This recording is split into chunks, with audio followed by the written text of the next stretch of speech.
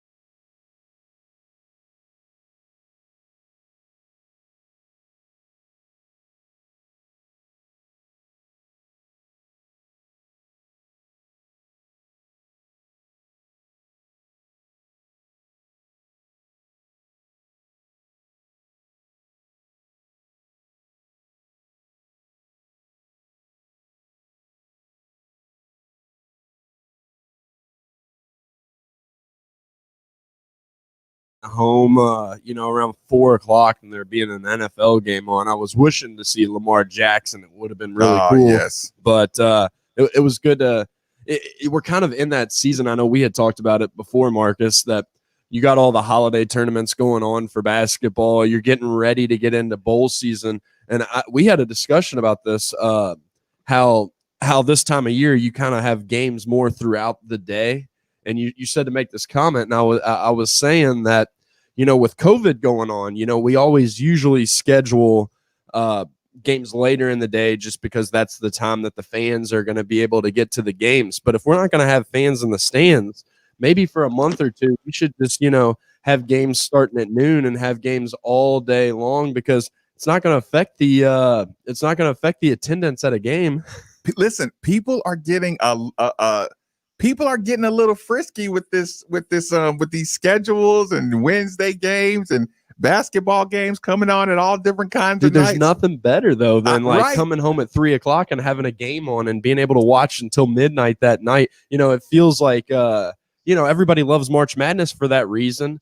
Everybody loves bowl season for that reason. We might as well just for college basketball season just do it all year. I'll never ever want to play. I don't know what I'm going to have to do to get the taste of playing in Iowa in the first game of the tournament with my Cardinals. Like, that was the worst experience of my life. So anytime I think about weird basketball times, was that like a noon game? It might have been like the very first game of the tournament. So it would have been like Thursday at noon. It was Steve. It was just the worst. No, it sucked. Yeah, it was terrible. Yeah, you're out 2 hours into the tournament. Like, we're done. I could do without that. As far as scheduling, like 12:00 is a little early for me. That's fair. And look, anything after 2:30, I'm good with that. Yeah, for sure. Okay, so here's I just couldn't wait to get to my I could not wait to get to my warm lemon water. You know what else I'm excited about, Marcus? I'm listening. Just before y'all get into it, Bellarmine basketball playing Duke tomorrow. I'm really excited to see Coach Davenport take on Coach K. I know that tomorrow is going to be a tough matchup for Bellarmine, but all in all, knowing Coach Davenport and the way that he gets his players ready for a game, I think he's in for a really good season. I'm not talking about tomorrow indirectly. I'm excited to see him and how they'll match up against the Duke, but I think this season Coach Davenport's going to shock some people. in the Sun Valley Conference or Atlantic Sun Conference, and I think he's gonna come in there and maybe compete for a tournament spot. Who knows? Did you happen to listen to any Coach Davenport on the Drew Diener show this morning? I didn't get a chance to. No. Did you, Steve? I did not. I did not. No. I listened to Coach Davenport, and Coach Davenport, you probably should just turn off your microphone for about 2 or 3 minutes. Because Steve, I don't know how to get through this feeling that I have, right? Okay, I'm listening. Coach Davenport. See, okay. This is a perfect text. Thank you, text. Coach D is awesome, so sincere, right? Coach Davenport is the most I am the king of smell every rose, Steve. Yeah, I agree with that. Over time, you learning about me just said, hey, no, I've always been a really hey, man, this is awesome. Like the leather basketballs we play with, are just that, can you believe they went from, a cow to, being produced here and being made here? Like, this is awesome. You know what I'm saying? Like, just sure. the littlest things kind of fascinate me, right? I don't know how people can listen to me talk about the little things. And listening to Davenport, he started it with, he was running the stairs of like the reservoir or something like that, right? Right. And he's talking sounds about right. He's talking about taking a picture of the sunrise over the reservoir, getting ready to get on the bus to go to Duke, right? And he's like he's an emotional wreck on the phone with Drew Diener. And you can listen, I've been around Coach, and I know he's telling the truth. And I know his eyes are watering right now. And I know there's people listening to him going, is this guy for real? Yeah. Right. And I want to like simultaneously talk to everybody and yell, no, this is for real, y'all. Right. But I'm listening to Coach and I'm like, Coach, you got to pull yourself together because people are going to think you're a lunatic. I know. I know, but I get him. I mean, you're talking to the guys though that I've texted you pictures just standing in my driveway, in the morning, like, man, it's a beautiful day. Like, I wake up down here when I'm down here for a few days, which by all accounts, I should be in studio tomorrow. Just a little on-air planning there for you. But I'll wake up in the morning, just stand here at this window and just take a picture of the mountains or something. Like, I appreciate the world. It's just life in general. So like, when I hear stuff like that, I'll have to go back and listen to that interview because when I hear stuff like that, I love it. But I bet he is on top of the world right now. Yeah, like he's explaining to people, I am from Louisville. I am from this place. I grew up right here. I went to school right here. Iroquois. I did this. I coached. I went through this. I am coaching Bellarmine. We're going to get on a bus. After we practice, we've transferred the Freedom Hall locker room into an exact identical replica of my Bellarmine locker room. Yeah. We're going to practice in Freedom Hall, and then we're going to get on a bus and go 7 hours to Cameron Indoor. Then we're going to go play Howard. Then we're going to fly back. Like, when you say, but when you say it, like a regular person, it's Bellarmine plays Duke, and then they're gonna bust up and play Howard, and you know what I'm saying? Like somebody just might, and it's like, no, I'm gonna make you. You know how I'm always yelling at you, saying repeat that for effect, like so people know the magnitude of what something is. Yeah. So he's talking about the sunrises and the sunsets and the bus trips, and I'm feeling them, but I'm like, I think they're going to pull a plug on you. And kudos to Diener for letting him get it all out, get it all out of the system. So yeah, I listen to Coach Davenport, but it's I kind of do that with my dad too. Like, are you sure everybody can are they understanding how passionate you are about this, or just do we sound like lunatics? No, because here's the thing, man. I did hear Tino the Barber this morning call in to Diener's show, and this can kind of transition us into some basketball talk too. But it was hilarious because his phone call was actually just, y'all, are Louisville fans just allowed to be happy? Like, are we just allowed to just? No, I don't know if this team can win the national championship. I don't know if they're gonna make a Final Four. I mean, but I'm enjoying them. I'm enjoying the products on the. Is that okay? To just hold 1 second, Steve. Let me say this to Brian while you finish your point. Brian, can you type in Kirk Herbstreit and his recent comments on college football? He had a little 2-minute piece. Okay, so Steve, the Tino the Barber, was he like sounding like us? Like, hey, like, don't we like sports still, y'all? Yeah, I know. I was a proud listener this morning, man, because I mean, Tino the Barber's probably been calling these airways before me, and but just hearing him on there, like, y'all, we're just happy, like, and that's okay to enjoy this team. It's okay that some people have had a rough year, some people have had, like, yeah, you're not going to get your pound of flesh from Louisville fans this year. Like, if that's what you want, and you want Louisville fans, we're angry, we hate everything, we hate it. Like, this basketball team, I'm telling you right now, the way they play, the toughness that they have, the personalities that they have, you're not ever going. I mean, you might get an instant post game where want to make a bad play at the end. You know what I'm saying? And it's like, okay, now I'm mad about this. Of course, Kentucky's going to bring out some extra emotion.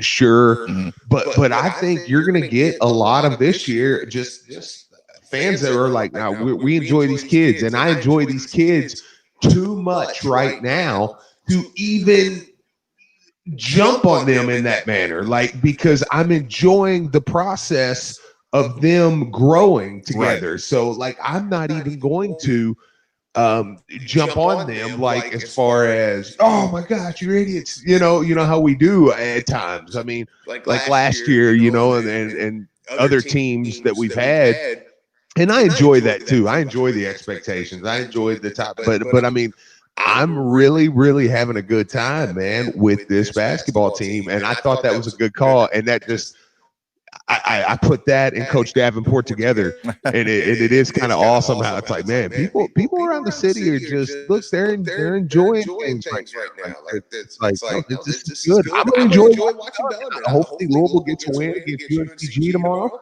And then I'm going to flip on Bellarmine. And you know what? Wait. But you can't lose to UNCG, right? Well, yeah, I mean, right.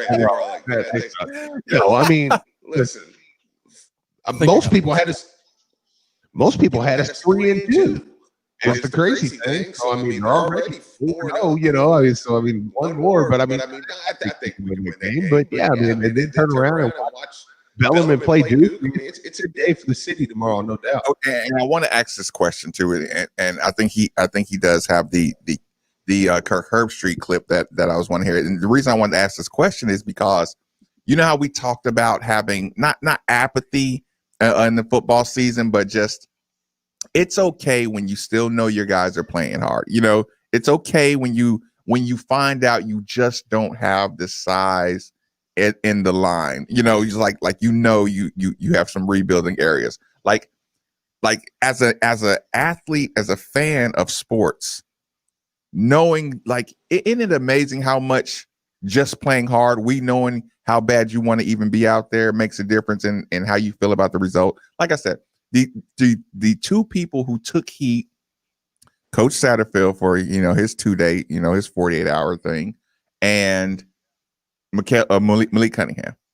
Mm-hmm. Those would probably be the only people who just like took heavy anger, vitriol out of the whole season. Would you agree with that? Sure, I would agree. Yeah. So coming into the basketball, like, you don't have super expectation guy with a Jordan Nwora, super athletic freak, Stephen Enoch thing. So you don't even have the guys that'll bring out you should be doing all of this. Everything you do is no, you should be playing hard, you should be playing smart, you should be playing unselfish.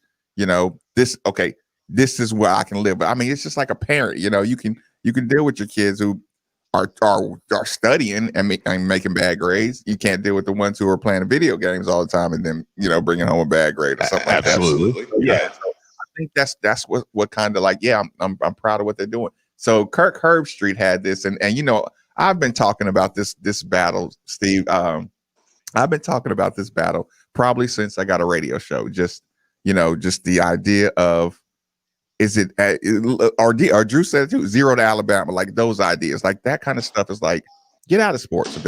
Well, I guess every kind of sports opinion has its own lane, but my lane is not one of those. Brian, let me hear that one. And I just feel part of my sensitivity to the world we live in is like what Iowa's doing right now. I don't even know if anybody knows Iowa's playing. Right. Iowa started 0-2 this year. They had a lot of off-field drama, with some former players. They're suing Iowa's football program, the athletic department. They had a lot of stuff going on. They're 0-2. There was just a lot of people saying, well, Ferentz is probably not going to thrive. He's done. You know what they've done since then? They've won 4 in a row. Like to me, that's one of the great stories of college football. And we live in this era of, wow, does it have anything to do with the playoff? Nope. Okay, who cares? Well, and if that's the world we're going to live in college football, that's like March Madness. If you're in March Madness, fill out the bracket and we're getting excited. Do you care about the NIT? I mean, no, unless it's maybe your school. You don't care about the NIT. That's what college football is turning into with this playoff. Is if you're in the playoff, it's March Madness. And if you're not in the playoffs, even if you're 9-2, good riddance. Kids are opting out of Rose Bowls. Kids are opting out of Sugar Bowls. I mean, it's like, what in the hell is happening to our sport? Any thoughts? That's very well said. I mean, that's our show in a nutshell. Locally. I mean, we do it locally because it is very for instance, this team. That's very well said by Kirk Herbstreit. Because we do try to enjoy a team process, and even when it does get hard sometimes, for a football team, it's like, man. Like the Coach Petrino's last year when everything was rolling downhill, it was very hard to because it was like, okay, there's obviously a terrible issue here. But this year, I've tried to keep, because I'm like, okay, I think these guys are still trying. I think they're all over. I think, and we'll appreciate the story next couple of years. I think they grow and get better and better. And that's the thing with this basketball team. It's like if you aren't enjoying this, but here's the thing: a national championship or Final Four contender, or you can't enjoy them. Then ouch. Yeah, but this goes back to my point. Louisville fans are, and you're not going to get that from Louisville fans. You're not going to get that. Oh, I'm angry. I want to go. You're not going to get that. You're not going to get that where you can just sit back and throw shots at the basketball team. Whatever. Yeah, we're enjoying. We're enjoying this one. They're going to lose games. They're going to lose games. They are a 4 or 5 seed. They are a 4 or 5 seed. I'll be I think that would be. I mean, I love that. I love that. I think that. So you're not even getting the fake or the not fake outlandish Louisville fan prediction either. And it's funny because I can almost hear narratives trying to be made. And it's like there's none because even Stephen Marcus aren't getting on here going, oh man, this team might be a 1 seed. I don't think they will be whatsoever. I don't know what they'll. I mean, we'll see. I mean, do I think that they have the pieces? And with added pieces back, they may be a threat to make a run in March. Yeah, I mean, what's that run? I don't know. But again, you're talking to two guys who say, we actually here's the thing. Here's the It's funny thing. because It's we funny. make fun of Calipari and we love KCD, but we also are the same ones that will say all the time, like, y'all should enjoy that more. Y'all in Right. the Elite Eight like every year, man. Like, I mean, Elite Eights are hard to make. Right. Like, yeah, it's really hard to make an Elite Eight. Which is what which is what ends up making it funnier, because it's like, Yeah. you didn't even enjoy that ride. That's why I'm laughing at you. Mhm. You just wasted the best intimate experience with your basketball team by whining. Yeah, That's absolutely. why. That's why I laugh about it. That's why I make fun. That's why, you know, when we're doing the trolling and the joking, that's kind of what. Who do we got there, Brian? Lawrence. I should have known that. Lawrence, thanks for joining us on 93.9. Fire away. What's up, Marcus? What's up, Steve? Feeling good. All I gotta say is give it time, Marcus. We're joining the team right now. But when they struggle, we're gonna be you on her all Chris Mack. The game passed and fire Chris Mack. We need a better coach. You're gonna hear that. And plus, if Louisville is a 4 or 5 seed, we're gonna feel like the NCAA cheated us at a 2 or 3 seed. I'm just saying, plus the reason why we get so upset when we make 2 Elite Eights and don't go to the Final Four, that you hear those UK fans talking bad about, oh, y'all didn't make that Final Four. But we made Elite Eight. Don't matter, y'all. We made the Final Four. We better than y'all. That gets on our nerves. Like, you know how he's here in this town. Yeah, Lawrence, I do appreciate the call. I know there's something to that. I do know there's something to that. Well, I mean, I don't think we're going to treat them like the bad news bears all year. I mean, Right. you know, like, I mean, if they like Process said something this morning that it could not have made my skin crawl more. I'm listening, Steve. And it was, he said, they made a comment about if Louisville were to beat Wisconsin, which it's going to be very, very hard. Like, they're really good. Right. So, but let's live in that world. Let's say they beat UNCG and they beat Wisconsin. They said, you know, I think Drew said, well, the hype would be there. Because what the 4-0, the 5-0, and let's just say you beat UNCG tomorrow. Okay, you're 5-0, Mm-hmm. and the narrative is still going to be, well, we don't really know because they haven't really been tested. You know, of course, I don't like that moving the bar down.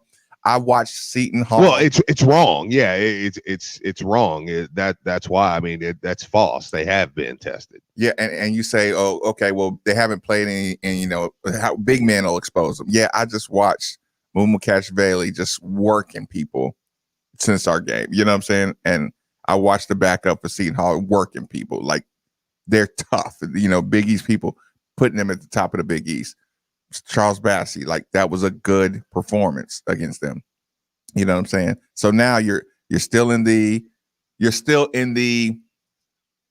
pushing down the teams, because I don't really necessarily want to believe in this team. And that's okay, because they are young. You know, you could have got off to a hot start. Okay, keep going. Yeah. So then you say, well, okay.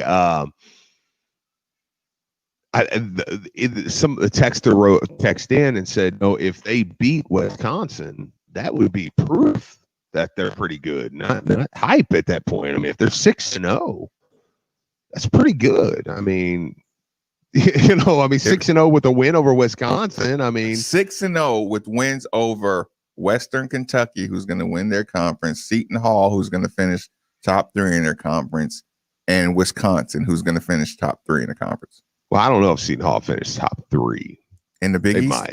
They might. I doubt it. I doubt they'll finish top 3. Their point guard is out. That's I don't really know, but still, I mean, you know, it's a team, a Big East team, you know, with a very, very good big man. So I mean, can we say that'll be 3 tournament teams? Possibly, right? Possibly, yeah. So I mean, and then you beat Wisconsin, and it was and process, and I don't hold process to. Don't get angry with process because he doesn't really care about college sports all that much. Yeah, but process's kind of retort to that was, well, I mean, if they beat Wisconsin, I mean, I don't know that I'd be sold. I mean, I still got to see them beat like Kentucky or Duke or somebody like that. And I was like, Wisconsin's better than Kentucky and Duke. I mean, was he saying that would be like you just got Kentucky got hot? dang near Kentucky might not be ranked on Monday. Like, you know what I'm saying? Like, I mean, and I'm not saying we will win that game, I mean, by any stretch, but I mean, like, this Wisconsin team is very, very good. I mean, and it's like, okay, so then let's say they go on and beat Kentucky. Then look, this is where I'm not playing this game this year because you'll go insane. You'll say, what about conference now? Well, February. He's going to lose games in February. Okay, all right. So like it's a never ending so the thing. February turns into let's see how deep he goes in the tournament before you're convinced that they're really any good. Yeah, and actually looking at the schedule, they'll probably struggle more in late January than they will February. So I'm just kind of throwing that out there for the narrative guys that will do that. I'm trying to help you out. I would bump that up a little bit to late January, early February maybe, and then as opposed to late. But anyways, that's just a little nugget from Steve. So yeah, but I mean, it's like, okay, I mean, we could do this all day, or we can enjoy this team, man. I mean. Speaking of enjoying the moment, I have a question, Steve. Who is going to be the best player on this roster in 5 years? Quick commercial break, middays with Marcus Maben on 939 The Ville. Hey, Card Nation, let's be honest. The real estate market in Kentucky is booming. And whether you want to buy or sell a home, now is the perfect time to do it. With interest rates at an all-time low and programs that can get you in a home for no money down. Want to learn more? It's simple. Just call Derek A. Stewart with Dream JP Pirtle. Derek is available virtually around the clock to listen, understand, and help you with all your realtor needs. So don't waste another second. Call Derek A. Stewart at 502-314-9868 today. It's been quite a year, and the person who's been by your side deserves something extra special this holiday. Come to Shane Company for beautifully crafted fine jewelry. Our diamond stud earrings are simply the best pair of studs in town, and we offer them in every size and price range. The stones are natural and hand-matched for consistency. A cultured pearl strand is another timeless piece. We have the highest quality pearls, full of luster and sheen. A sparkling diamond tennis bracelet or a pendant with a colorful sapphire will brighten up the season. And for a guy, our 14-karat gold chains are a stylish classic. End the year on a high note with a gift they'll treasure forever. Now you have a friend in the jewelry business. Shane Company and Shaneco.com. Open weekdays 9 till 9, Saturday 10 till 8, and Sunday 11 to 5. Here's what you missed on the Diener Show. Are you going to buy the twig from Crate and Barrel? The lit twig? I might just do it just to tick you off. Dude, I don't think it's as bad as you. I mean, I think it's a little overpriced, but I don't think it's I think it's a nice decoration. This will be the worst purchase since the coolest. Weekday morning, 7 to 10 on 93.9 The Ville, ESPN 680 and 105.7. When you can't get to Double Dogs, bring Double Dogs to you. All you need to do is fetch and go. With choices like Black Angus burgers, wings tossed in homemade sauces, and dog bowl nachos. Double Dogs will make sure everyone in your family can enjoy their favorites. Now offering family-style dinner deals for a limited time. See our menu at www.doubledogs.biz and then give us a call to order. Come pick your order up curbside today at the Middletown Commons location. Take the night off and let Double Dogs do the cooking with Fetch and Go. We're proud to partner with our favorite go-to caffeinated beverage, Focus. Not Focus with an F, but with a PH. When the reality of COVID-19 hit, our friends at Focus donated over 200,000 cans of Focus to nearly 400 hospitals across the U.S. to keep those on the front lines fueled. And good news, now you can find Focus at more Kroger's, Thornton's, Liquor Barn, and Party Mart, as well as all the usual spots like Rainbow Blossom, Heine Brothers, Paul's Fruit Market, and CVS. Or save 15% when you use code ESPN15 at www.drinkfocus.com. Focus, Phocus. Try it today. Mark Ennis here, telling you about my friends at Bosch Lawn Care. For the past few years, I've trusted Bosch Lawn Care with my yard maintenance at my house. That's mowing, weed eating, trimming bushes, cleaning mulch installation, and much more. Get yourself out of hours of work in the yard when you could be kicking back and enjoying time with your family and friends. Call 833-2GET-CUT. That's 833-243-8288, or visit them online at BoschLawnCare.com. Trust the lawn experts I trust. They're professional, affordable. Bosch Lawn Care. Have you been in a car wreck? Insurance companies can be really tough to deal with on your own. I'm Sam Aguiar, and our team is here to help. We have been fortunate enough to represent thousands of people from Kentucky communities, and we would love to speak with you about your potential case. Our team loves what we do. The consultation for you is free, and we don't charge you anything unless we win the case for you. So come be a part of our team. Our phone number is easy, 502-888-8888. 502-888-8888. Here's what you missed on The Drive with Mark Ennis. LeVar Ball is going to call Michael Jordan. What's going on with my son? I'd pay like $2.99 a minute to get to listen to that phone call, wouldn't you? God. Jordan doesn't call him back. That's the thing. You know what I mean? Like Jordan No. LeVar back. You're wrong. Jordan wants to take that phone call. He can't wait to call LeVar Ball like 300 times. The Drive, weekdays 3 to 6 on 93.9 The Ville. Visit Shane Company for gifts of fine jewelry in every price range, wrapped with a burgundy bow and ready to give. Now you have a friend in the jewelry business. This is Drew Diener, and you're listening to 93.9 The Ville, live from the OPC Services Studio.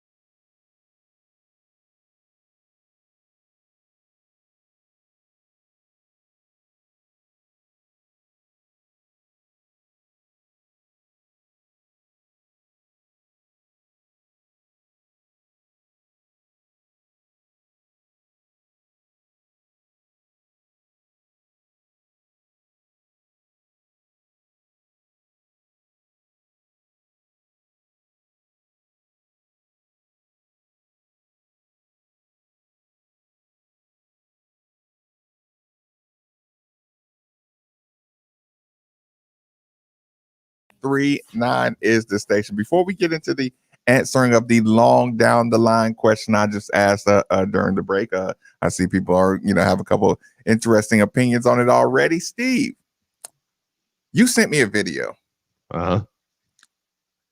Now we have to just get this out of the way. Steve, you sent me a video. You visited the trampoline park. Yes. What's the name of it? Severe Air Trampoline and Ninja Park. You had a good time? I had a great time. It's me and my oldest son. Okay, you sent me a video, Steve. I did. Because you say trampoline and ninja park. I did. Yeah. They had an American Ninja Warrior course. Okay. I'm interested in the ninja part. No. You're gonna hear about the ninja part. So Steve and I have had the conversation. We've listened to people kind of debate. Steve and I, of course, we laugh about the people who watch the Ninja Warrior thing and say, "Oh, I could do that with no problem." And no, you couldn't. No, you can't do that. You can't run up that circle wall and jump up and grab the top and pull yourself up. Your fingers aren't strong enough. You're just not in like you may have at one point in your life, like one summer been in great shape, but most of you can't do anything that looks easy on the television. Steve, I need you to tell me right now that you weren't really trying to get up that wall. Right. I need you to tell me right now that Marcus, I really wasn't trying. I was just waiting to see if I could get up it. Listen, let me tell you. Here's the story. I eventually got up that 8-foot wall. I tried it. How many attempts did you take, Steve? And you heard what I said, the 8-foot wall. Oh yeah, because I did see it had different It had a 15-foot and a 10-foot, and you are Spider-Man if you could get up that 15-foot. And some of these, they run up this 20-foot wall. And I'm like, I eventually got one where I once I started to get brave and kind of a little aggravated, I was about the 5th or 6th time I tried it. You got aggravated because Elijah was watching, because your wife was watching? No, because I almost got there. And I was like, man, because I just couldn't pull myself on up. What was the hardest part about the wall, Steve? And let me say, I cheated a little bit, because when I got up there on the side, there was a railing up there. No. So like I got high enough where I could grab a hold of that railing and kind of pull myself on over it. Yeah. So it was, listen. I'm glad you made that confession too, Steve. It was brutal. I'm like, listen, and I love doing that stuff just to remind myself how great athletes people are, man. Right. But I mean, because like I said, an 8-foot wall is not very high. I mean, like, right. Think about it. If you're 6 feet tall and you reach your arms up in the air, you really only should be jumping a foot. I know. So you're jumping a foot, Steve, and the wall is grippy, so it's not like your shoes are just slipping down it. I know. Yeah. Now I had socks on. Okay, but fair enough. Yeah, but they had some grip on the bottom of them because they were those trampoline socks. So I mean, they kind of had some grip. They sounded like they gripped a little bit. Yeah, they did have some grip to them. But yeah, no, it's brutal, man. And when you look at like that, they had that there was 13-foot wall is what it was. I mean, it's insane. I'm like, how does somebody run up that? Like, you got to be in, and they don't get a big running start either. Did it have a little bit of a incline? It looked pretty straight up. It curves. Okay. It curves backwards. So you can get a little momentum. And then, but I mean, it curves like it's like there's depth to it, so that way you can grab the top of the wall too. Because when you grab the top of the wall, you're almost like cliffhanger at that point. Mm-hmm. But yeah, no, it was brutal. And then they had the whole other thing set up. I mean, dude, they had the thing where you could climb, where you put your feet and hands on the wall, on like the Spider-Man walk, right. And I'm like, why do y'all even have? There's no. I wanted to go and be like, there's nobody that comes in here that can do any of this. Why do y'all even have this? Like just for people to kill themselves. Is that what y'all are trying to accomplish right now? No, they want people to see. How many waivers did you have to sign? Oh, well, just one, but I mean, I had to sign one for me and my son. Mm-hmm. But yeah, now I was punching on the look on the trampoline. Yeah, look, I was slam balling. I was punching. I raised it all the way up to like 15. Yeah, I was. I was barely getting up there, but I mean, good Lord. But yeah, no, dude, I had so much fun at this thing though. Like, I was kind of like, well, it's something he wants to do to be fun. Just the open trampolines, even though I can't hardly jump on those without thinking about slam ball when the dude dislocated his ankle. Because I'm like, these pads, you're like, oh my God, these aren't good enough. but like, I would jump and just throw myself on the wall, because like the walls are trampolines. Mm-hmm. Like it's crazy. I was out there. Were you happy with your balance as an adult at your age? Oh yeah. Oh dude, yeah. Like, come on. Yeah, like I could flip up and hit the trampoline and kind of like backflip back and catch myself. Right. Like, yeah, I mean, no, I'm still hey, I still had to show you, young fella. I was like, I'm still pretty good here. Right. So I'm agile.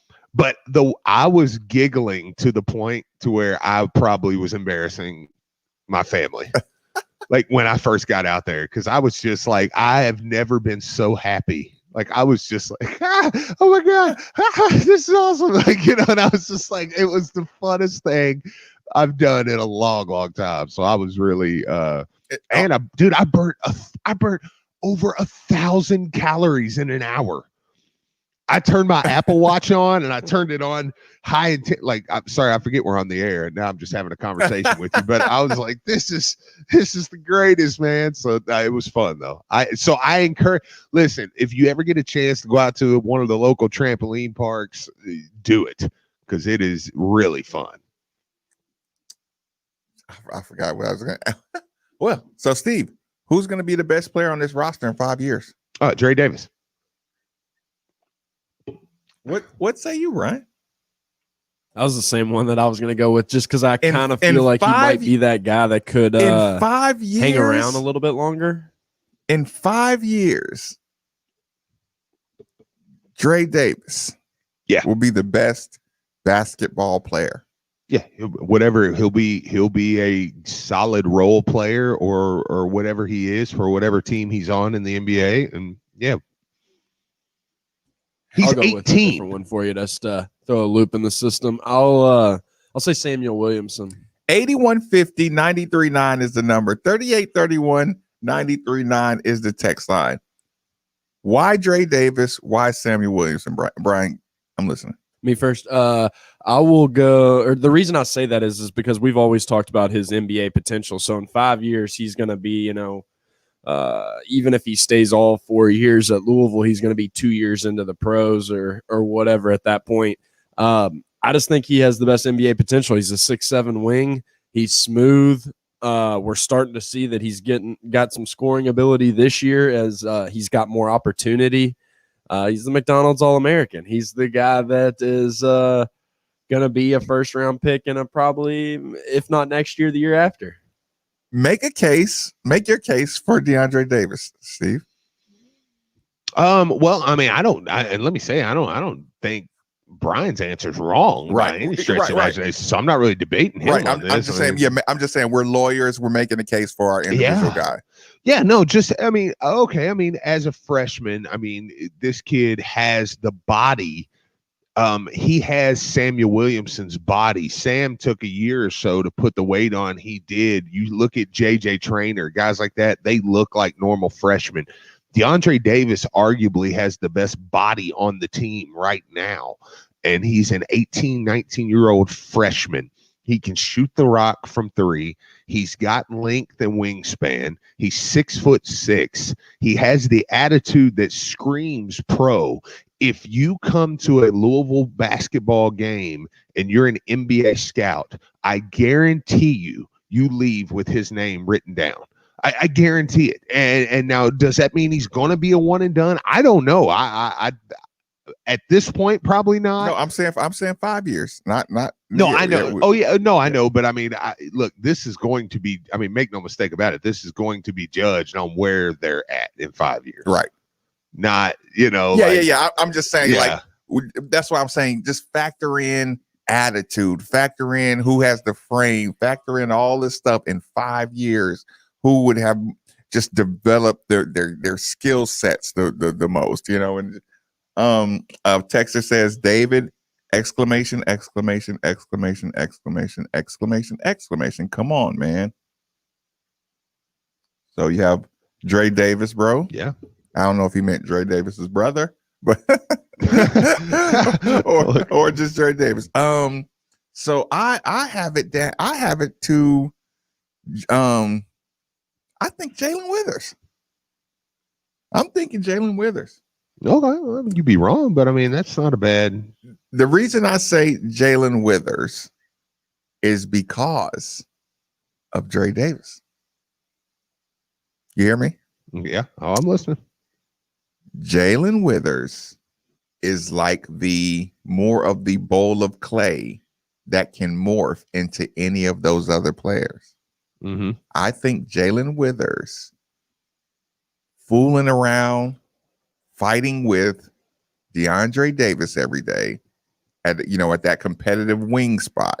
I think him messing around with Aiden, him messing around with Malik when he gets back, you know, just like he can play all the positions and his skill sets can develop like Carlik's IQ. I just think he can put it this way. Carlik can never do what Jalen Withers is going to be able to do. You know, DeAndre Davis, I don't think is ever going to be as athletic or have the tools that Jalen Withers has, you know? So I think Jalen Withers can be all of those guys, but they can't all be. You're saying because of his versatility, because basically once he makes the NBA, he might play anywhere from the 3 to a small ball 5. Yeah. Like just being around these guys is going to help him get the work ethic right now. Like, you know, the toughness, the attitude. Like that was the thing that was missing from him, his aggression level. I'll just say this, like when we talk about 5 stars and we talk about recruiting rankings, we, you know, especially on this show, we always say it. It's a lot of times it's just like Jalen Withers would have the same stuff physically as some guy that goes to UK or something, but the UK guy is in the program, he's in the system, he's playing with better players every day. And let's say Jalen Withers, there's only a couple good players in his town in Carolina. He didn't get in the Nike EYBL traveling AAU big dog team where your practices were all competitive. So I think, you know, you can have the tools, but not the sharpening of the tools every day. I think now he's in a place where if he's around sharp tools, like I think these guys are, he may benefit more than anybody on the team. Well, NBA likes versatility, and yeah, he definitely has versatility. Davis is kind of strapped to a wing spot. Williamson is kind of strapped to a wing spot. You know, and nowadays the 2 and the 3 are pretty much the same position. It's just a wing. And with Sam, I don't know how. I mean, Sam's when I compliment Sam, it's still kind of more of a smooth and he got game. But Jalen Withers, like I said, he has the quick twitch muscles. But what about Johnson's versatility? None of us has mentioned David Johnson. He can play the point or the wing. Same thing. It's just he can't play the big man spot, but he can play the 1, 2, or 3. I like Dave, but I just think the tools, the toolbox that Jalen Withers has mixed with, you know, his, like I say, he still has a frame that can get bigger. He's shown he's willing to get bigger. Even down to the little things like him screaming and I believe he's stepping up to the challenges on defense. You know, just like I said, it's a total, you know, mixture, a gumbo of all the things that I say, okay, this kid I think has the most, he can borrow from everybody and be the most developed player by 5 years. And he's, you know, he was young too. Like what he came in at, like, didn't he sign at 16? He wasn't he 17 last year? Probably, yeah. Because he probably. was. I remember he was a young guy. I mean that. Yeah. So I get your point with Jalen. I mean, I really do. I just don't know that I see him. But again, I'm kind of cheating because I'm just saying, who do I think is going to be the best NBA player in 5 years out of them? Like, and actually, you don't even have to say NBA. Like, you could have a guy be in the NBA for 2 years, or some guy that's cold and he's over. It's like I would take Peyton Sieben and Russ over a lot of these NBA guards. You know, so I'm not saying you have to be in the league to be a better player, you know, than some guys in 5 years. Sure. I mean, yeah. So that's why I say, I mean, it's who you put these guys in a gym in 5 years. Yes. And who would be the best? Yes. Yeah. I mean, that could be one way of putting it, as opposed to, like, you know, who has the most NBA career potential. Success. Yeah. You know, career success. I mean, and maybe I would come off of the Dre Davis for that one. But I do think Dre Davis has NBA potential and has, I mean, you look at the draft this year. I mean, there was a lot of Dre Davis looking guys, you know, I mean, going in the first round, size, you know, ability, everything. So, yeah, listen, you could sell me. Like I said, you could sell, if you're his lawyer, it wouldn't be hard to make a case that in 5, he's the best all around player, you know. But yeah, like I said, I'm really just still in love with the Jalen Withers potential part of it. It's funny. There's a place, that I saw last night that I had not seen, and I don't know how I missed it. Do you remember late when JJ Trainer gets the ball? I think JJ Trainer rolled his ankle on this play. JJ Trainer gets the ball, takes about 2 dribbles, and he dishes it to Jalen Withers, right?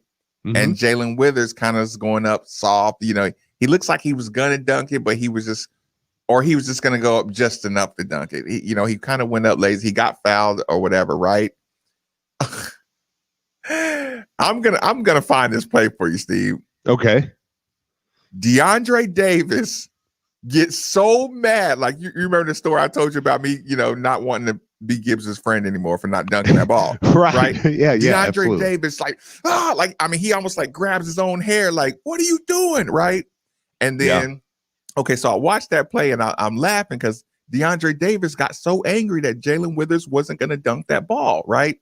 So I rewound it. And then DeAndre says something to him, and then he looks and Carly, does the 2-hand, like, you need to punch that, right?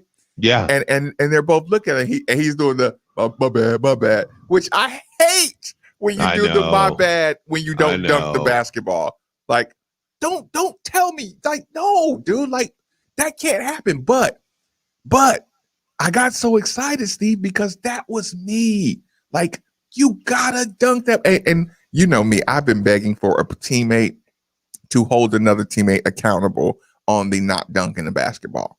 Yeah. You know what I'm saying? Carleague, baller type of dude, was pissed off about it. DeAndre Davis, he was gonna literally pull out his dreads on that, right? Yeah. And then I saw the bench, and the whole bench was standing up, and they were so mad at him. And when I saw that, I'm like, they're not gonna let him off the hook anymore for that. Yeah. So when I say in 5, so that must be a conversation in practice too. Yes. Yeah. Either in practice or he's punching them in practice, and they saw it in the game and was like, dude, you're going to have to dunk that. Yeah. Absolutely. Like unacceptable for you not to be going up strong to dunk that. Well, yeah. Speaking of that mentality of Davis, I know we're getting to the top of the hour here and about to close up, but could there be a second Davis?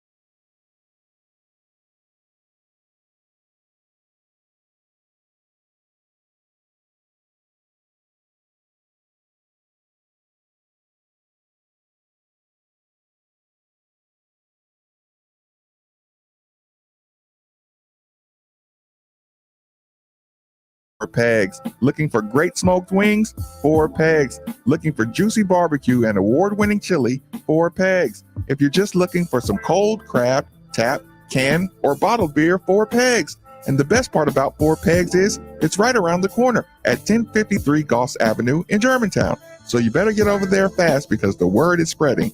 And while you're over there, be sure to ask about their food truck and other catering services. Hey guys, it's Andy Sweeney here. When it was time to expand our offices and studios at ESPN Louisville, guys, the choice was easy. Realm Construction. Find them online today, realmconstruction.com. They're family owned and have been serving the Louisville area now for 60 years. Owners Rich Banks and Bill Receiver could not have been easier to work with. Their knowledge, professionalism, and attention to detail were absolutely top-notch. Bottom line, Realm Construction did everything they said they would do and more. Realm Construction specializes in commercial general contracting. You've probably seen their work at 4th Street Live, as well as many healthcare facilities around the area. For their full portfolio, visit realmconstruction.com. We trusted Realm Construction for our expansion, and you should too. For your next project, use Realm Construction. Online at realmconstruction.com or give them a call, 581-9191. An official broadcast partner of the University of Louisville, WLCL Sellersburg is 93.9 The Ville. Time now for an ESPN Louisville Sports Center update. Good morning, I'm Brian Hall. The Sports Center update brought to you by Eclipse Roofing and Restoration. Customer trusted, Google approved, EclipseRoofingLouisville.com. The Indiana Hoosiers men's basketball team was in action last night, and they had a convincing win over Stanford to close out the Maui Invitational. Trace Jackson Davis led the way for the Hoosiers with 31 points and 6 rebounds, and they will look to make it 2 straight when they take on number 22 Florida State next Wednesday. Moving on to Louisville, with the Cards getting off to such a hot start, Sports Illustrated's Pat Forty sat down with our very own Andy Sweeney yesterday on the take. He said he likes what he sees so far. They've got the pieces, and it'll take them a while to put it together. With, you got Carly Jones at transfer, and he's probably figuring out roles with David Johnson. Again, the freshman pieces and some other things they're putting together.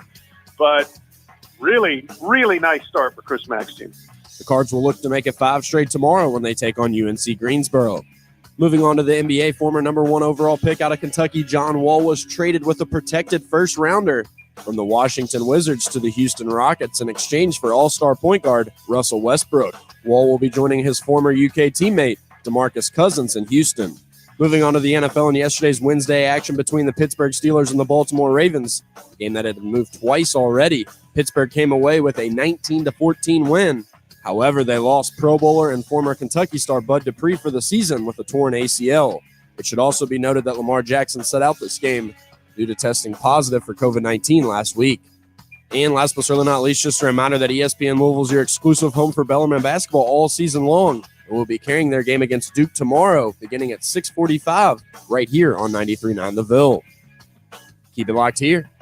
Middays with Marcus Maben is next. This is Sports Center.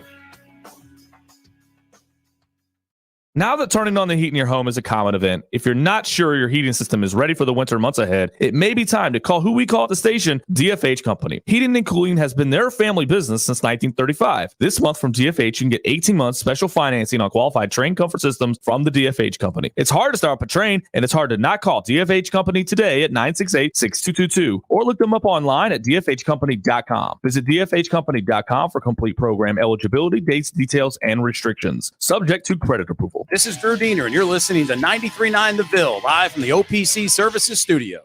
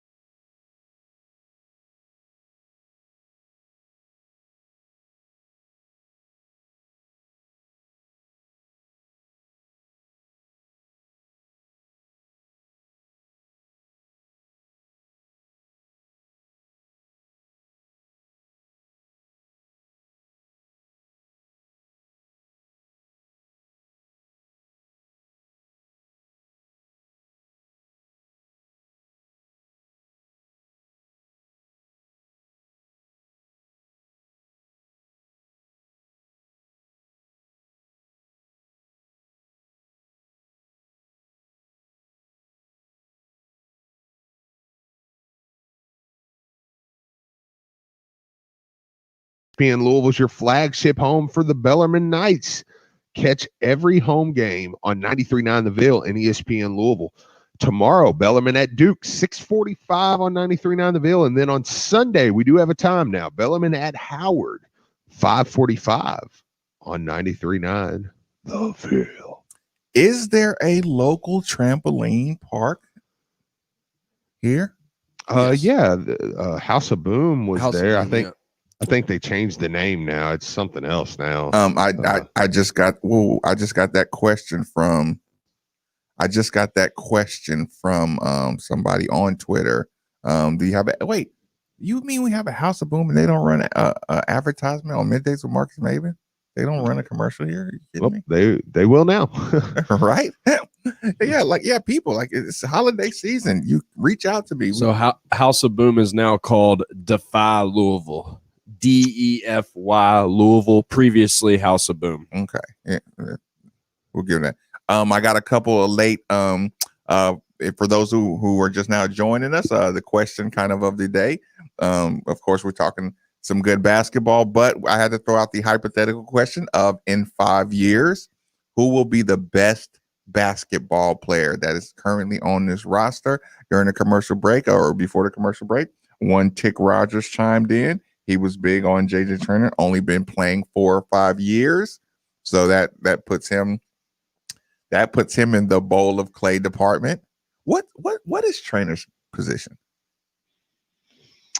What I'm asking you is JJ Traynor a wing that's closer to a wing, or a more athletic inside man that just has to get stronger to be more of an athletic inside man? Right. Yeah. I mean, listen, that's a good question. When asking, because I see, I always kind of thought of him as a 3. Mm-hmm. But is he 3-4 or 2-3? 3-4. Oh, 3-4. Yeah. But now that I'm watching him, I'm like, man, I don't know. He's kind trying to, or is he just a flat out 3? I'm trying to envision him with about 30 pounds on him. And I'm like, is he stretch 4 maybe? I mean, like, could he, but then in the NBA, I'm like, could he play stretch 4? But also the league is turning into something different too now.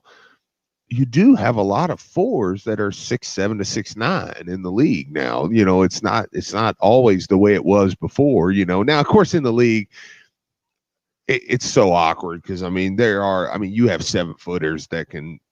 They're Porzingises now, who are, that are just running around. But that's what I'm saying. Like, Traynor might be a 2 guard in a year. yeah. Things get a little wild there. Sorry, Brian, I didn't mean to cut you off. No, you're good. You're good. I think I was going to basically say what you said, that I think he's kind of the modern day stretch 4 that the NBA is looking for. I mean, I think they would draft him on the potential, put 20 pounds on him, and play him at the 4. Because you're seeing a lot of guys that, when they came out of college, were 3s. Like this is Traynor we're talking about, right? Yeah, I mean, an example, I'm trying to think of one, like Aaron Gordon. Aaron Gordon was a guy who played more of the 3 in college. He's 6'8". He got Orlando, and now started out as a small forward, but now with the modern day changes to the NBA, he's more of a power forward. Somewhere right now, there's a redheaded kid from Callaway County saying, 1107, Brian. JJ Traynor. No, I wasn't even comparing him to Aaron Gordon. I was just saying like the type of player, you're a 6'8" guy who comes into the NBA as a small forward and then gets transitioned to a power forward. Brian just like answered that like context was going to be necessary, Steve. Oh yeah, I know. Yeah, thanks for explaining that, Brian. But I mean, you're welcome. That won't. Steve's point is that's not going to matter. That won't fly because they're going to cut just the part where I said that he's Aaron Gordon. I think he's a 3. I think he's a 2-3. His shot looked good the other day. I think he's closer to a 2-3. I mean, that much weight is so far away, and you know who I kind of was looking at him as. Oh, what's his name? Rockets. He was Lakers, Rockets. One of those guys has been in the league. Ariza? You know it. You knew what I was talking about. Yeah. Trevor Ariza. Yeah. So what is Trevor Ariza? Yeah, 3. He's a 3. Yeah. But you understand, like he's almost like a 2-3 because I can D up 2 guards. Yeah. I can D up 2s and 3s. That's fair. Um, well, to your point here, we always when somebody asks that question, are they a 2-3 or a 3-4 or whatever position, we always for some reason think offensively. Yeah, right, And, right. Yeah. So to your point there, I mean, defensively, I mean, what if I say, well, no, he's a 2 because he can guard 2s. Yeah, high scoring 2s. I can put him on CJ McCollum or Dame Lillard, you know, when they're a combo and say, okay, well, he's long. Like you're gonna, I mean, of course those guys are still awesome, but I mean, you're gonna have to shoot over him, you know. Right. Like you don't have to be a ball handling, you know, especially like when you have a good, again, yeah, like you said, when you have Dame Lillard, you know, and you stick, like, let's just say you replace the 2, whatever, what's my guy's name, the 2 guard that's out there with Lillard. He was nice too. Had a good playoffs. Where 2 guard that was out there with Lillard, Yeah. Matthew, or he played it. Yeah, who's the other guard? Yeah, gosh, he played at Duke a couple years ago. Who I didn't think he was going to be the defensive guy, Gary Trent. No. Oh, yeah, he looked good too. Okay, so I guess the thing I'm thinking of got hurt, or he was coming off the bench. But anyway, point being, any of those guys, like if you have a Lillard at the 1, you can bring in your Ariza type guy at the 2. You know what I'm saying? Because like, sure, yeah, these big, Donovan Mitchell's 2 guard. If he's in as point, it doesn't matter. McCollum. Thank you, CJ McCollum. Oh well, I just said CJ McCollum. That's why I didn't know. I thought. Okay, sorry, I screwed. I got you. Yeah, but does that make sense? Like the way these scoring point guards are, you go get JJ and run him at the 2 because it's not like he's. And listen, if JJ can, and this is all like super hypothetical, if JJ can knock down that 3-pointer, it's not like he has to beat people off the dribble in the league like that. That's why we I kind of thought Jordan Ward was going to be a perfect fit. Like you don't have to, you know, if you can guard somebody, you know, and you can hit your 3-pointers, like you don't have to be in the same traditional ball handling ability and all that good stuff. You just get you just get what's the word? You just get sufficient with the basketball. Is that somebody I need to go to, B Hall, or is that for you? Oh, okay, B Hall's just taking back there. So more of a 2-3, or well, did I win you over on that one? Yeah, I could see that. I will say I do like the conversation though, because the conversation is still and started with in 5 years, and we do have, and this is odd because we're used to having, even if we have a couple freshmen, it's usually mixed in with a bunch of upperclassmen. This team is a lot of sophomore freshmen with a couple junior, senior guys sprinkled in, and 2 of your senior guys are first year in the program. So, you know, I mean, that it's an odd dynamic for us that we're kind of getting used to this year. Now, the one thing we do know is it's still different from the Kentucky Duke way of doing things, because I think a lot of these guys are going to be here for another year or 2. You know, I mean, now Dre Davis, you know, maybe he blows up and has a big tournament and whatever. I mean, so I'm not saying it's impossible, right? But I would think he's a 2-year guy. I would think JJ's a 2-3-year guy. You know, you kind of look down the list and you think, okay, yeah, most of these guys are going to be back next year. David probably goes to the league this year. Sam's up in the air, I think. But for the most part, you know, I mean, this is a core you're going to watch grow together. Quinn, Jalen, Josh will all be around here for a few more years, you would think. So you know, it's funny you say that. I was thinking about this last night, kind of how to describe what the team is or the building of the team. Tell me, what do you think about this? I'm saying this team is being built like you're building the line first. Like offensive and defensive line, you know, your linemen are your 6'5" through 6'9". It's not your quarterback to get you over the hump. You know, it's not your quarterback that's going to win your championship, but once you get your line of guys that can D up at that size, now you need your superstar point. Now you need your superstar big man or whatever, you know what I'm saying, to put you into the championship territory.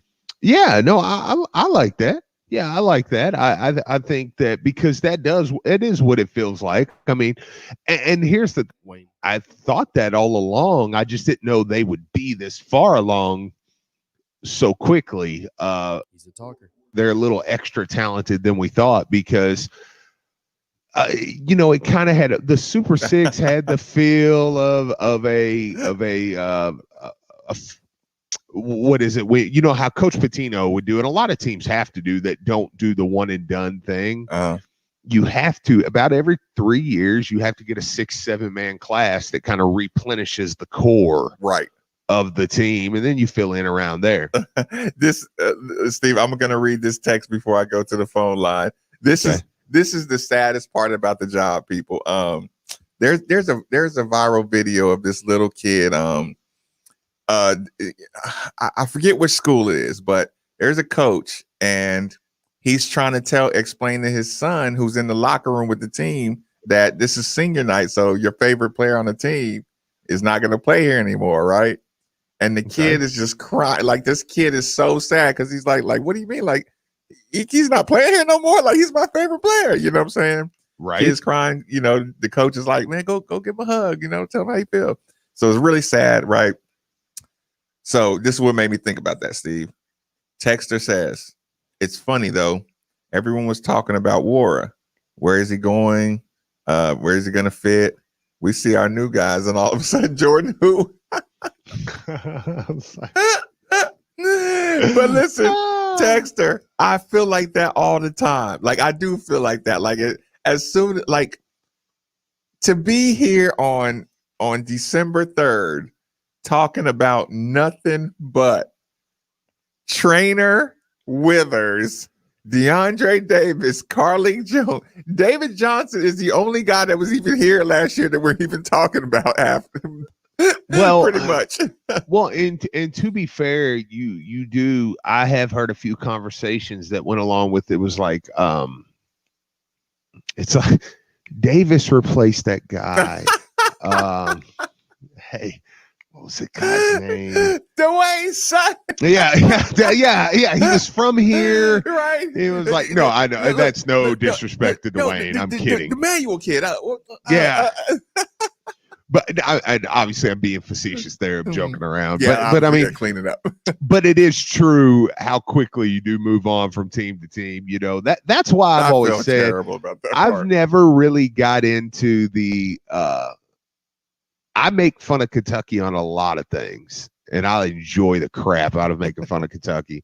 The one I've always kind of stayed out of is we like to watch our players grow for 4 years and you guys just move on every year. And I'm like, yeah, but what's worse? Because you can watch a kid grow for 4 years and then you're like, yeah, who all did we have last year? Ryan, Jordan, Steve, Dwayne. Was that their names? Yeah, yeah, it's like, yeah, so come on, man. It's not that hard to, like, Kentucky can move on a year-to-year basis and like their players. That part is terrible for me. They're there for like 6 months.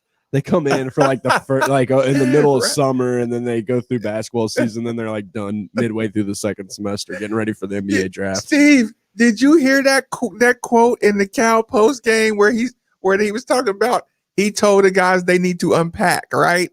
And my antennas went up when I heard that. I was like, what do you mean unpack? Like, I had to remind them that you might be here longer than you think, so you need to get comfortable here being a good college player. Yeah, hey, listen. Go ahead and unpack your clothes, son. Yeah, goodness gracious. How deflating of your ego is that? Like, no, Cal, I didn't come here to unpack. Like, are you crazy? Yeah, what do you mean unpack? I'm only here for a couple more months. Like, I mean, and there's been no true evidence that none of them don't finish school. I mean, like, I believe they finish their spring semester and do what they do. But still, that is funny. You get busted, and in your post game press conference, you talking about they need to unpack their clothes. Yeah, because you're gonna be here for a while. Yeah. What a horrible thing, especially if your recruiting is, listen, we changed your life in 6 months. Yeah. But here's the problem. They won't be there. Oh yeah, I know, right? They won't be there. Do you not think somebody in the first round's not taking Isaiah Jackson? No matter what his results are on the court. Yeah, I mean, like you get people with the potential, and sometimes the potential works out, and sometimes it don't. But they're still going to the league. But they're going to the league, yeah. Wayne, thanks for joining us on 93.9. Fire away. Good morning, Marcus. Good morning. And Steve, how you guys doing today? Great. Good. Good. Did you guys have a nice Thanksgiving? We did. Yes, sir. Always. Good. We always have so much to be thankful for. I was shooting the breeze with my man Brian, as usual. It's always a good person to talk with, especially you guys. I'm just going to be very brief. I've watched Carolina. I've watched Duke. I've watched the Kitties. And out of all of them, the guys that spurned us, Caleb Love at Carolina, Stewart and Brakefield at Duke, and Askew at UK, I think we got the best. Davis. I wouldn't trade him for none of those guys. I don't care if they were 5-stars. I wouldn't trade him for none of them. Because the thing I like about him, he's a man, mature physically and mentally. And what I've seen with those other guys, they're not ready, especially Askew. He's thrust him into the starting role. Boy ain't ready at all. But as far as we go, I can't wait till we get all of our pieces back. I think we got a good chance to do something. Make a nice little run. Because this team right here, this is Mac's team. These are the players that he's got, that he put into his system and can play his system, especially that defense. I love it. It's really good. But guys, I'm through. And then I got to make one quick point. On football, I think we're gonna be all right. I really felt before Satterfield got there, when he did come, it would be a 4-year project because they have to build up both the lines, offensively and defensively, and that's gonna happen. He's got a nice recruiting class coming up next year. But Marcus, Steve, as always, guys, you know what I think about you two. You're two of the best, and at the end of the day, go Cards. Thanks, guys. Appreciate that, man. Appreciate the call, Wayne. That's a good point. Yeah. Davis has looked like the most mature out of the guys we missed on. Yeah, but no, I do like Askew though. Like, I know he's a kid, and I know they're ready to like punish him for being a kid, a good developing young basketball player, but he's still a kid got game. JL, thanks for joining us on 93.9. Fire away. Kentucky lost. How was y'all Thanksgiving? Twice. It was good. It was definitely good. I'm just going to be brief and tell y'all hello. I know it's been a while starting this new job at FedEx, man. We're busting behind right now. So just wanted to say hello and, just get my little giggle in. Well, Jeff, listen, I appreciate that. Feel free at any time. Like I said, they enjoyed tasting the Louisville tears. So little of those, sometimes you just got to get them out because you'll regret the times you didn't get them out when you don't have the chance to. Quick last commercial break, middays with Marcus Maven on 93.9 The Ville. 'Twas the holiday season, and many families felt glee, for they shopped at Kroger, where pickup was free. Green beans and apples, a salad so merry, sweet onions and Brussels, and cakes topped with cherries. Whipped mashed potatoes and warm spiral ham take center stage for a feast with the fam. May the magic of fresh food never be done. Happy holidays from Kroger, fresh for everyone. Free pickup on orders of $35 or more. Restrictions may apply. When you are buying or selling a home, you have a ton of questions that need to be answered. Well, what if I could answer those questions with 3 simple words? Call Josh Jarbo. Josh specializes in residential real estate, getting buyers the home of their dreams and sellers top dollar for their home with the best negotiating skills in the industry. And if you tell him you heard about him right here, you'll receive up to a $5,000 seller's credit. So contact Josh Jarbo today at 502-216-7590 or joshjarbo@remax.net. After all we've been through this year, Genesis Diamonds wants to help make your 2020 end on a truly magical note with an over-the-top holiday gift your loved one will cherish forever. So we're offering the most aggressive financing offer ever. 5 years, 0 interest on any purchase with nothing down.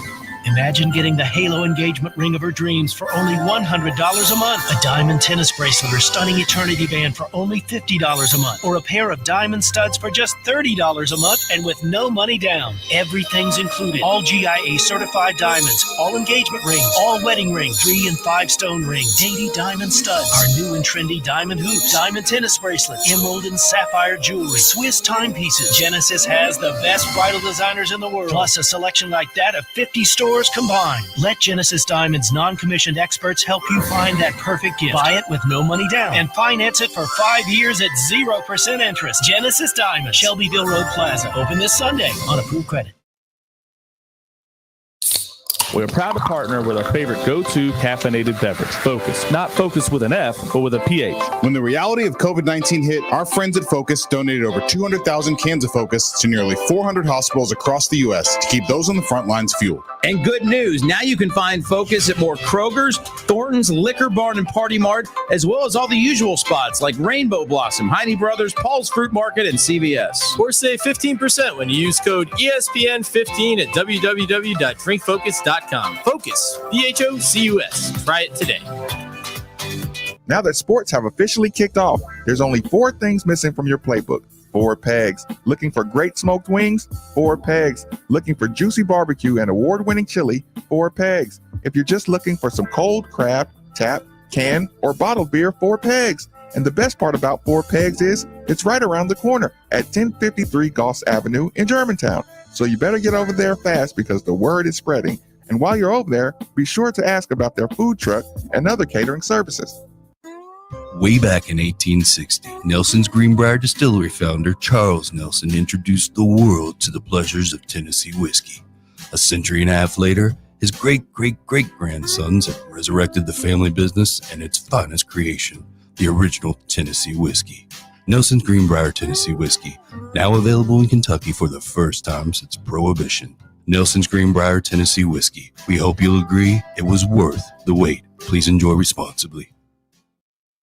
Hey, Kentuckiana, Luke Hancock here. I wanted to take a minute to tell you about my good friends at Fitness Market. When my fiance and I were looking for a high-quality piece of fitness equipment for our home, we knew there was only one place in Louisville that we needed to go, Fitness Market. The friendly staff at Fitness Market showed us their amazing selection of equipment options, carefully explained all the different machines, and most importantly, treated us like family. We purchased the most amazing Kaiser indoor cycle, and we couldn't be happier. What was truly incredible was how many different treadmills, ellipticals, home gyms, rowers, and spin bikes they had. From the best brands in the industry like Precor, Matrix, Hoist, Spirit, and our favorite Kaiser. These guys are Louisville's e-bike headquarters. Fitness Market not only has new equipment, but they also have a huge selection of pre-owned equipment as well. That means they have something in everyone's price range. 2 locations, Westport Road just inside the Snyder, and their superstore on Plantside Drive at the corner of Watterson Trail, and online at thefitnessmarket.com. This is Drew Diener, and you're listening to 93.9 The Ville, live from the OPC Services Studio.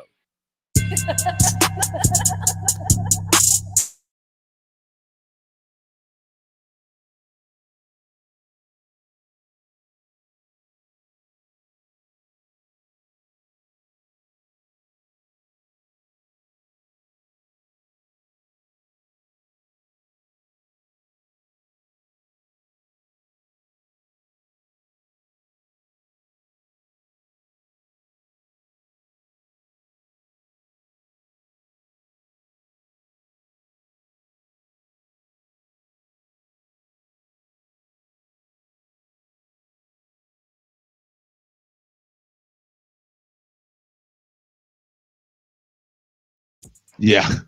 No, there was a little visitor for a second that was running through here. I was just making sure he knew. On air. Yeah. You had to turn on the little light. Yeah. Okay, so I got a problem that has nothing to do with any kind of sports at all, and I need my mechanic / victims of small mechanical auto mechanical situations. Okay. I just got to bring this to the air because I don't know if I should feel sick to my stomach, or is it something like you'll get. Let me just explain it. So I'm driving in my car yesterday. This is when I first noticed it. Well, it's not like a small thing not to notice, but I'm driving in my car. You know, I was off one of those cold, frosty mornings, and I can hear the air like on the passenger side, right? Like the windows barely cracked. Like the windows barely cracked, right? And of course, I hit my little button. Nothing happens. Now, see, being from kind of like old school Marcus, like, you know, when you had windows, you could kind of, you know, shake it a little bit and get it right back where it kind of needs to be. You could jar it and it'd be right back in line. Yeah. Okay. Now, I'm not really familiar with the modern day situation on the windows, but I kind of like, I threw on some rubber gloves so I could get like a good grip on the window to see if it kind of, you know, budged a little bit, and it didn't budge. But when I say it's only like, I think it's like a half an inch. Well, that makes it worse because it makes the sound much worse. Yeah, like a louder. perfect whistle. Like, yeah, like it literally, it might be, it might like what is a deer whistle or something like. You'd rather it be open a whole inch than just to be a little tiny. Right. Yeah, no, absolutely. I agree with that. Yeah. Okay, so have you guys, you guys are sounding like you've had this problem. Is it gonna I just roll the window up. Steve? it won't roll up any higher than that. Oh, okay. I didn't know. Don't joke around about this, Steve. It's frustrating. No, it's so. I love my drive in work and listening to the whole drive. Listen, I got a pretty long drive, and listening to is a frustrating sound when you get about halfway home. It's funny that you're bringing this up because I had the same issue last week. It was about 2 weeks ago. I took my car into the shop, and when it came out, it had like the little whistle going a little bit, and I was like, and I couldn't figure it out because I kept hitting the windows, and I was like, they're not moving. I was like, they're up. I was like, did they like make my car door like slightly open, like you know, bend some metal or something? I'm like, what happened?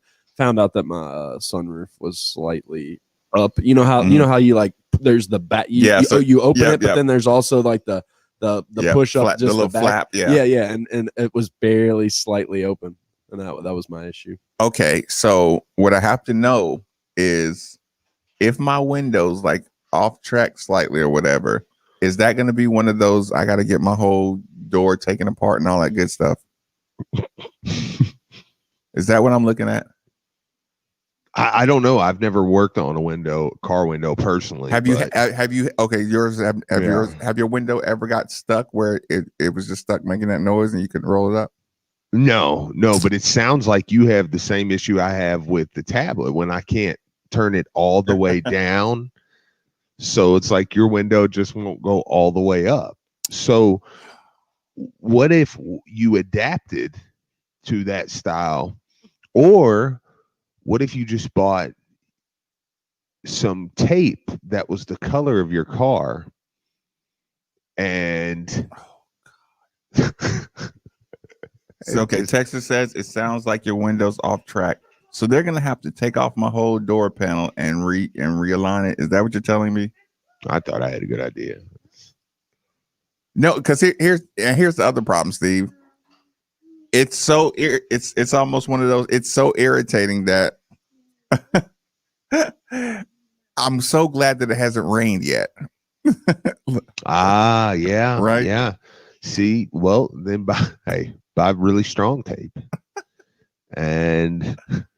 Right. I mean, I've saw people drive around the county with taped up windows. I know. I've seen it all when it comes to that situation. So I looked it up for you.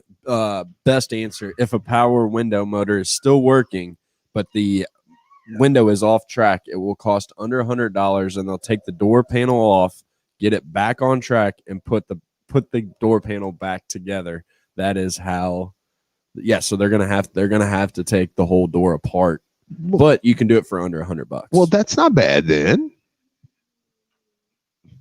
Yeah, that works. It shouldn't be off track, Steve. That is bad. It's 100. It's 100. Look. Of course, I get that message. Look, John. No way, because I don't think. No, it's not the door seal. Because, like I said, I can see it's actually down a little bit.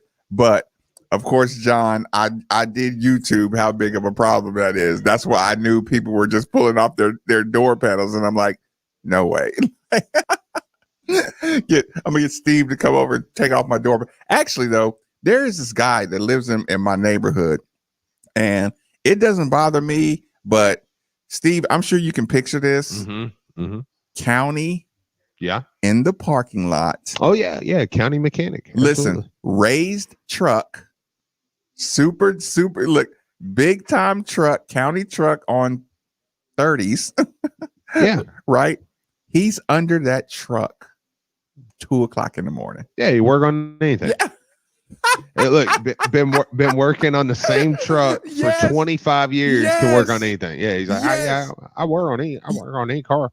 Listen, that truck, and he has an old school car, But I mean, just out there up under the car, no matter the weather, no matter the time, it's always oil splashes in the parking lot. Yeah. He does not care at all. But I'm like, okay, texters, get some of that strong alien tape. I'm not getting alien tape. Cousin owns. Hold on. The problem with the alien tape is you're permanently that window is permanently closed. Either that, or you gotta redo the tape every time you decide to open it. or you can just scrape it off. It is the winter. Car. Look, it is winter though. I mean, is tape that bad? Listen, I know. Look, when you need, obviously, I'm just saying that facetiously because I think it's funny because your car's nice, and I think it would be funny to watch you tape it up. I know, but maybe I need to humble myself a little bit, Steve. Maybe I should humble myself and just tape it up. Yeah, just look, why don't you know what you should do? Just take a hammer to it, and then, like I said, just give yourself a full black duct tape window. Just so nobody paying attention. You forget, lay your head up against the window or something. Now your face is stuck. It's perfect. Okay, we got to clean up some things that aren't local news. How many more titles? 2 more years for LeBron. Looks like 5 more years, Anthony Davis. What do we think about that one? Yeah, I mean, that's about what we thought. We knew they were going to re-sign. I mean, and with moves they made, they've got a shot to win a few more. Like, I wouldn't be surprised at all to see them win a couple more, when it's all said and done. I don't know that any in the league is so talented nowadays. I don't know that anybody's going to be able to go on 5-year runs. Right. I mean, like Dynasty. But I don't know, man. It seems like with them two, you really. Well, and you might be able to. I mean, because I don't want to take away from Rondo because he killed it. You know what I'm saying? But but they dominated, man, in the playoffs. I mean, they just flat out dominated the playoffs. Right. It didn't get the domination look because of it being in the bubble, I think. But when you look, I mean, they ran through the playoffs. And I mean, did they really assemble the best team outside of LeBron and them, or did they make people look better? Because again, the look of your point guard, who's the guy I'm thinking of with the Lakers? Who on that? Caruso? Yeah. Who on that team looks like they're just kind of getting made to look better than what they might be? But you look at Caruso, you're like, man, he's all right. You know what I'm saying? Absolutely. So I mean, but I think they got better. I think they got younger. I mean, they have a lot. They have a lot on the table there to eat for a long, long time. So that's going to be it's going to be something to watch. I'm excited. I mean, of course, the NBA starts in just a few weeks. I mean, I heard that, but it's kind of like, I'm from LeBron and them. I'm like, y'all good luck with that. I'm taking a little more time off. Yeah, absolutely. So LeBron's gonna come in looking like Grim Reaper Roper. I wouldn't be surprised if there's a few games taken off by LeBron and AD, because here's the thing, they're not afraid to play from a 2 or a 3 seed. Like, Right. you know, I mean, so for a lot of people, 1 seeds are going to be the biggest deal. I think for the Lakers, teams like that, it's really not. Look, it's not. And Montrez is extra crunk, so you can just throw him out there early on in the year. He'll get you some wins while Anthony Davis and Bron and them are getting back in shape. Absolutely. Okay, I got one for you. I'm listening. You should be proud of me because I have yet. Drew Diener mentioned this morning, and I said, "Oh yeah, I haven't done that yet. I have yet to look at a bracketology.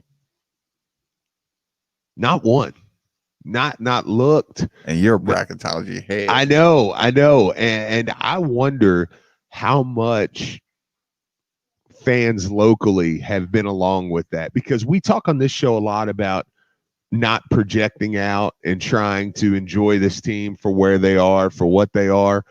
And I have found myself legitimately not once looking at a bracketology yet.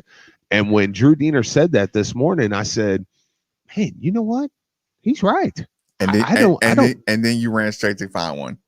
No, I haven't yet. That's what kind of made me think about it, was I haven't yet. Now, I don't know. I mean, maybe something, I don't know. I mean, I think I'm truthfully giving till the new year. Like, I think I am 100% in until the new year, because at some point, don't get me wrong, I love this team. Right. I love enjoying the process with them. But at some point, something's going to happen where maybe it's beating Kentucky. Maybe it's, maybe it's losing to Kentucky. I don't know. Maybe it's getting a 4-5, starting off the ACC play 4-5-0, which I think they can do, counting NC State and Pitt. Maybe it's something like that. But at some point, you're going to be laying there in bed. You're going to be sitting there watching TV, and something's going to come by your ear and go, "Can't they make a Final Four?" And you're going to go, "Where?" And then you're going to sit there and you're going to say, "Well, where are the regionals this year? Well, where are they?" You know what I'm saying? Right. Like, and it's going to start to, and you're going to start to look at this team a little closer. Yeah. And it did actually cross my mind. Listen, the excitement, regardless of how you feel, the excitement on the vaccinations, being ramped up with delivery and all that stuff, that the vaccination type thing is that going to save the basketball season? Well, it makes you wonder if that stuff starts coming through the way they're talking about. If there's a good fast rollout, they're talking about, it sounds like they've developed, or they're working on the ways to get it out as quickly as possible for those who are, either at risk or medical professionals, and then your next crew. I mean, I can't imagine it's as bad, as hard as they've been working to get this done, that they wouldn't have a plan to get it out as fast as humanly possible. Well, yeah, I mean, I would say so. And that does make you wonder as far as when it comes to tournament time. Mm-hmm. I mean, will there be an opportunity for conference tournaments, or because wouldn't that be I get, when I say a story, I hope you understand what I'm saying, but would that be a story, conference tournaments last year, or when we kind of shut things down, if conference tournaments this year, if all of a sudden you didn't say, well, because I mean, you're getting vaccination news coupled with CDC lowering your time, and listen, go ahead, I'm listening. Oh no, I mean, just essentially, I mean, that was pretty much it, essentially. But I mean, just with the vaccination news coming, with the CDC now saying, okay, 7-8 days, you're probably fine, and kind of, it does make you wonder if around that time, and I know there's been projections out there where they say, probably late summer, before we have like full stadiums. Mm-hmm. But it makes you wonder if, tournament time, I mean, it's up in Indy.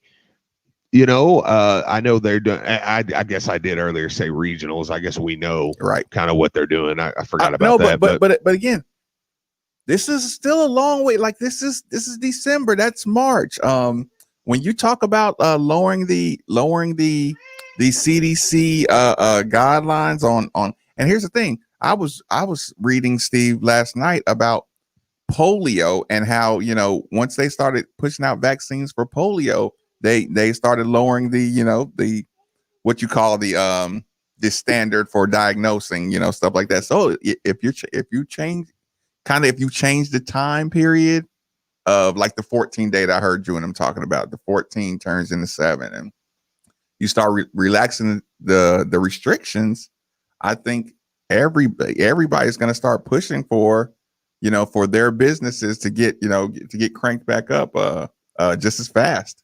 Well, and I mean, the governor said that. I mean, I guess what did he say yesterday? Maybe I'm down here in Tennessee, so I don't know. That I think it was like that the plans were by the 15th to be able to have restaurants open back up and stuff. So is sanity going to return along with everything else, Steve? Well, I don't know about that, but I mean, yeah, I don't know. I think there's some. This past year has made some people on both sides of everything, which it really shouldn't be sides. Right. I understand that, right? But like this season has made people ignorant to the point to where I don't know that there's recovering for some. I really don't know that there is a recovery. Listen, Steve, there's no recovery. This is the no recovery for ignorant people. I just want to give you one little quick glimpse of Marcus Maven's night last night. Just one quick little glimpse. You know how like when things start happening that affect the national picture, you know how you have like your celebrities will start doing the, hey, everybody get ready to get vaccinated. You know, you'll have your celebrities, your favorite athletes or whoever will start kind of getting your TV will get filled with commercials about stuff like the vaccine now that's rolling out. Like we all agree with that, right? So, but it's like one of those things you forget is coming, right? So a guy posted that, you know, hey, get ready for your favorite guy to, you know, post about the vaccines. So I share it, right? You know what I'm saying? I share it on Facebook with people I know, you know, on Facebook. Steve, do you know some idiot screenshotted the picture that I shared, took it to Twitter and said, hey, Marcus Maben, hey, everybody, Marcus Maben is a COVID denier. You idiot. You screenshotted a Facebook post shared about celebrities are going to start doing commercials. Yeah. And you took that to Twitter and said, hey, everybody, I need y'all to look at this. Marcus Maben is a COVID denier. Yeah. So then Marcus is hit with the dilemma, like, okay, do I have to address this? And it's like, but my Twitter and my all my accounts use my government Christian name. Right. You know what I'm saying? They use my real name.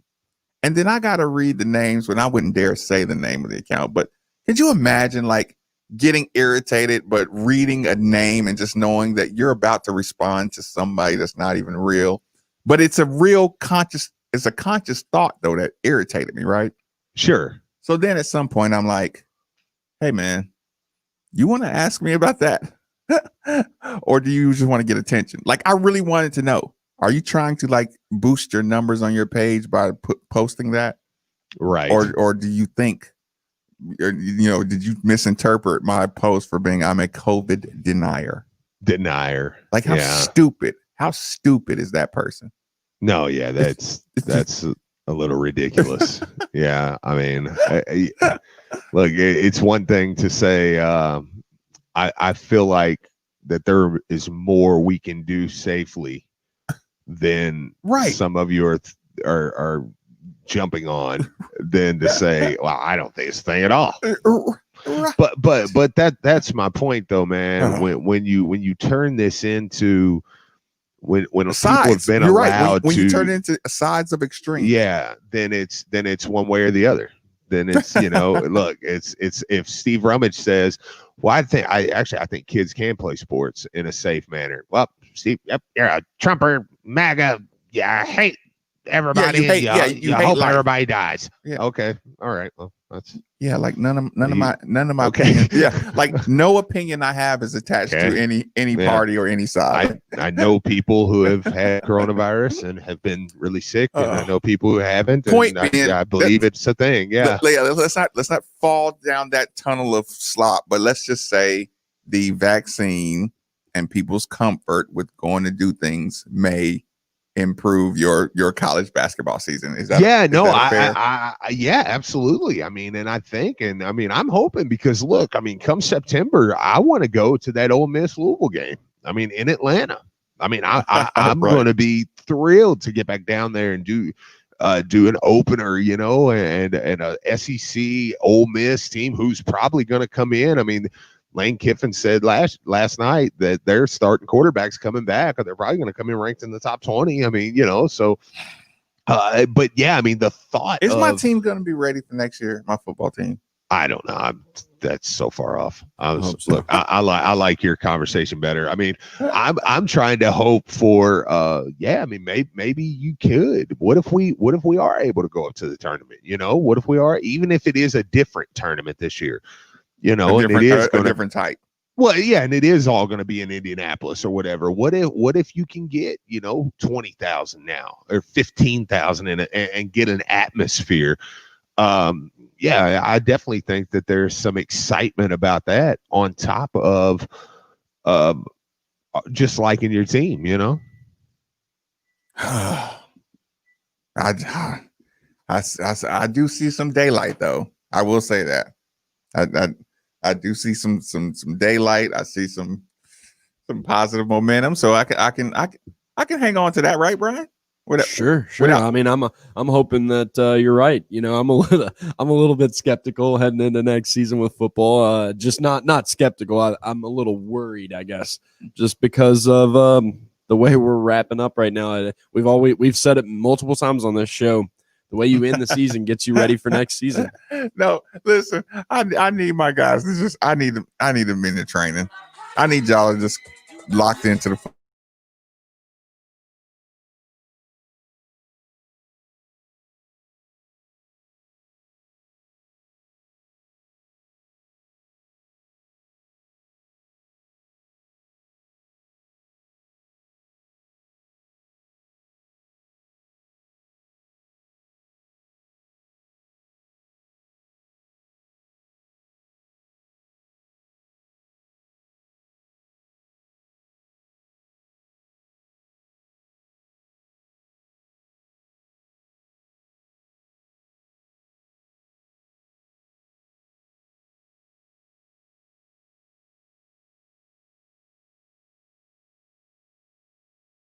In a car wreck, insurance companies can be really tough to deal with on your own.